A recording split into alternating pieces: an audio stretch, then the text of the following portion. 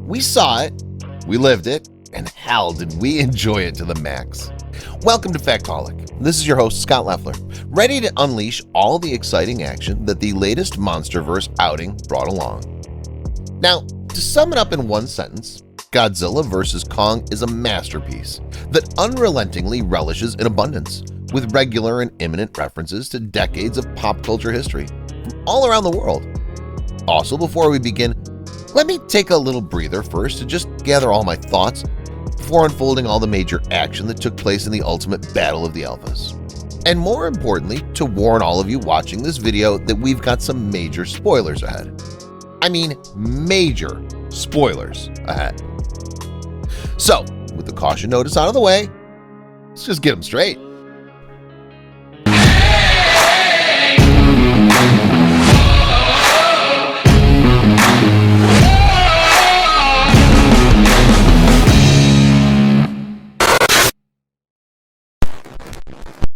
Number 1.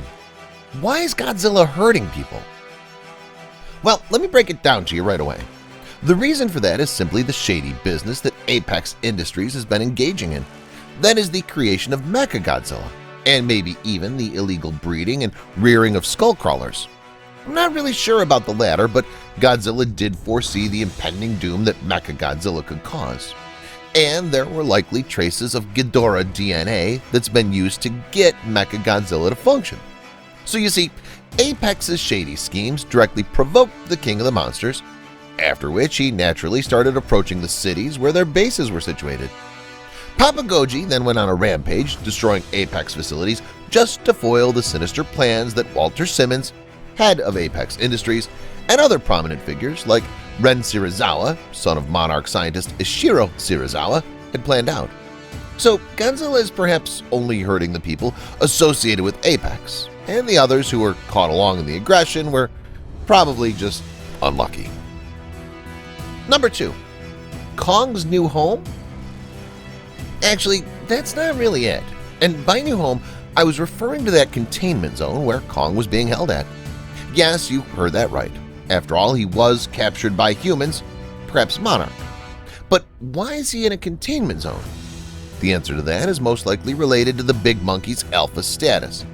I mean, the world can only have one alpha, Godzilla. And if he found out about the existence of another, then the clash of both the titans would raise hell everywhere. So that was a wise choice Monarch made, and Kong later even adjusted to life there, referring the place as home in his interaction with Gia. The containment zone, for that matter, was very high-tech and made in such a way that our island homeboy was comfortable.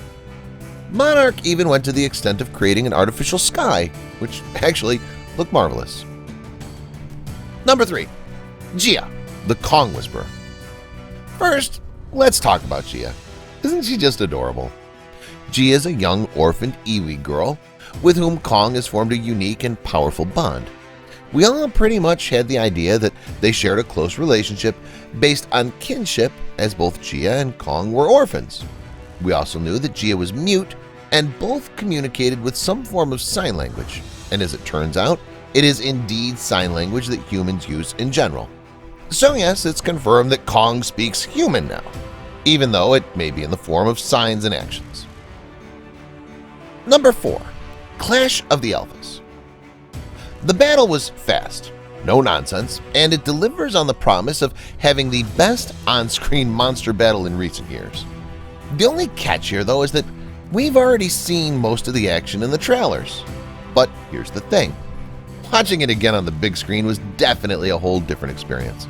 It was like watching a UFC match live on the ringside rather than on your TV. So you probably get the idea of what I'm saying. It was just phenomenal. Right from the aircraft carrier clash to the Tasman Sea to the second bout in Hong Kong, it was a colossal battle of titanic proportions, one that we're going to remember for years. Number 5. Human Heroes. For the tag of human heroes, we have Team Godzilla that tries to uncover the source of Godzilla's rampage. Now, this group is made up by Madison Russell, Josh Valent, and Bernie Hayes. Special emphasis on Bernie, who's a crackpot conspiracy theorist and former Apex employee. Apart from that, we also have Team Kong, represented by a disgraced Monarch scientist, Nathan Lind, Eileen Andrews, a Kong researcher, and most importantly, Gia.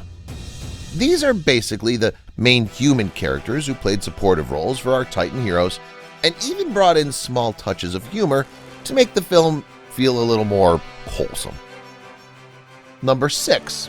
Hollow Earth, Kong's real home.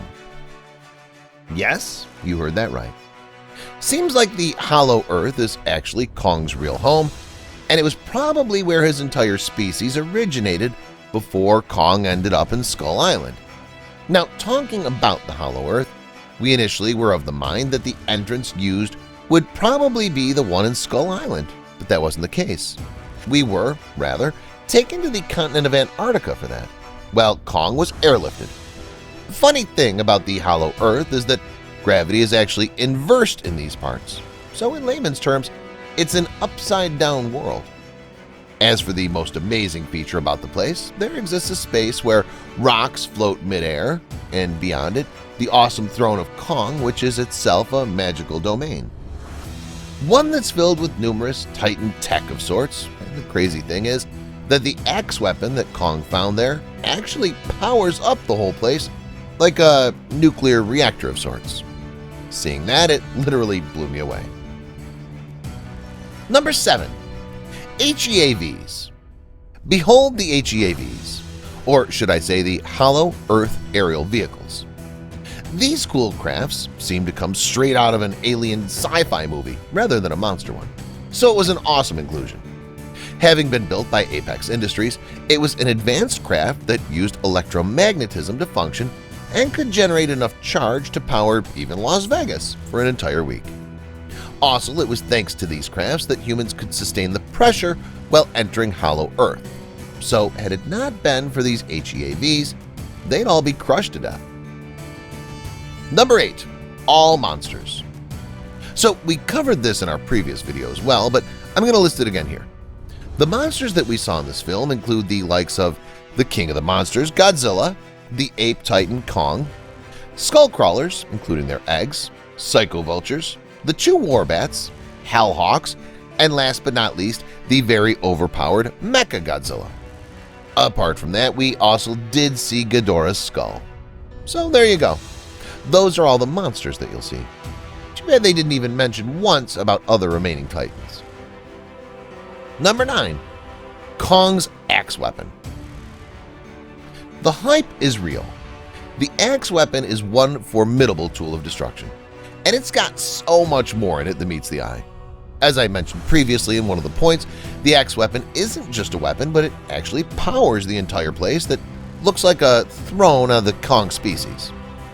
The axe, made from the dorsal plates of a Titan from the Godzilla species, is somewhat like a key or a catalyst that powers up an ancient source of Titan energy, and the technology behind the whole thing is simply out of this world. Also, the final battle did also reveal that the axe can store up charge from Godzilla's atomic breath and become even more potent and deadly. Number 10. Godzilla's atomic breath, now even more powerful. Oh yeah, boy. My homie Papa Goji has honed and polished his abilities pretty well in the last couple of years, and all his combat abilities were up for display in the colossal battles with the Big Monkey. Although, when it comes to the atomic breath, the improvement is far more noticeable. I mean, the sheer amount of destructive force and density that it carries is simply insane. Godzilla's eyes completely light up blue, which looks pretty magnificent.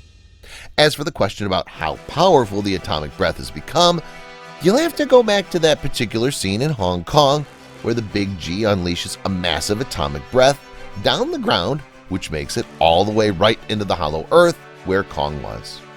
Yeah, it was that powerful. Number 11. Which Titan will fall? Okay, now the answer to that's a tough one, because Kong did fall and was on the verge of dying. But then again, he did stand back up, thanks to a little help from Adam Lingard and the HEAV, as well as the encouragement from Gia. So it was neither Kong or Godzilla, but one Titan surely did. Number 12. MECHAGODZILLA-UNLEASHED and details on the mechanized Titan. The mecha is real, and the monstrosity Apex created was probably even beyond their comprehension. A titan unlike any other, MECHAGODZILLA is straight up overpowered.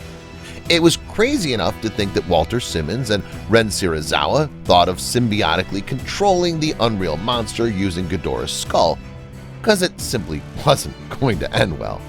I won't go into those details now, other than the mechanized titan itself. As we saw it, MECHAGODZILLA was bigger than Godzilla or Kong. Not by much, but still significantly larger. If I had to make a rough estimate, it's easily about 450 to 460 feet tall and way more powerful than either of the two titans, which was pretty obvious. The red mouth beam, for that matter, was easily more powerful than the much improved atomic breath of Godzilla, and the raw strength that it possessed is just on another level altogether. As for other tricks up its arsenal, MECHAGODZILLA possessed shoulder missiles, arm boosters, back boosters, and a potent tail weapon that would have almost killed Kong if Godzilla didn't intervene.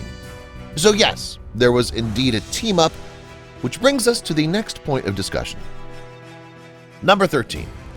Godzilla and Kong finally team up. Holy smokes! The team-up of the decade finally happened, and I can't express how amazing that was. Godzilla and Kong finally set their differences aside for once and put up a combined fight against an overwhelmingly powerful opponent, MECHAGODZILLA. And it was due to this that they could finally defeat the mechanized enemy. But then, sadly, the team-up ended right after. Number 14. Who won? Who fell? The Alphas won. Godzilla and Kong were both victorious in the end, although one titan did fall, and that was MECHAGODZILLA. But there was another final intimidation display exchanged between the Big Monkey and Papa Goji, but even then, none of them bowed down. So how did it not lead to a fight? Well, that was probably because Kong dropped the axe and showed no will to fight the King of the Monsters, who was easily more powerful. But that's probably not the reason why Kong didn't want to fight him. Godzilla wasn't an enemy, and maybe after Gia made Kong believe that, he probably perceived the big G as a friendly. So they both still remain alphas, with Kong moving underground to the Hollow Earth and Godzilla disappearing into the ocean. And with that, it's a wrap for this video too. Hope you enjoyed it thoroughly. Thanks for watching. Now, if you want to keep watching more videos like these, don't forget to hit like, subscribe, and smash the bell icon too while you're at it. You're watching Factholic.